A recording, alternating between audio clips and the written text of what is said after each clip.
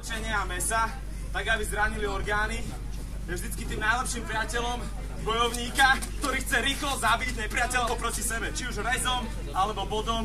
Pre nôž neexistuje cieľ, cez ktorý by nedokázal preniknúť. Pri snahy zabiť bojovníka v zbroji sa otočí proti častiam, ktoré sú zle chránené a cez ktoré dokáže čepel ľahko preniknúť dnu. Avšak využite takéto zbrane prichádza v situácii, kedy nemá miesto pre inú. Na boisku by sme určite oveľa radšej využili dlhé čepelové zbrane, ktoré sa dokážu ľahko prebiť cez nepriateľa a spôsobovať veľké rany na jeho tele.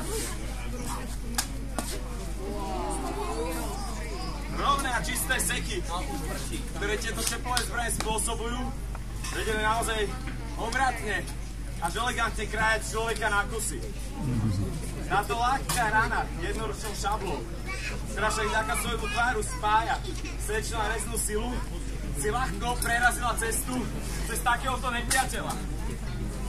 Môžeme vidieť, že bez akejkoľvek energie si zbraň dokáže poradiť so svojím cieľom. Avšak neboli to len seky, ktorými sa dal nepriateľovi ublížiť. Určite je mimoriadne efektívne rozseknúť niekoho od trapézov smerom k hrudnej kosti alebo odseknúť mu ruku.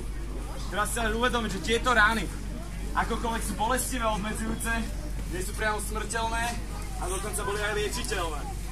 Oveľa väčšie nebezpečenstvo sa skrýva v dĺžke čepely zakončenej hrotom.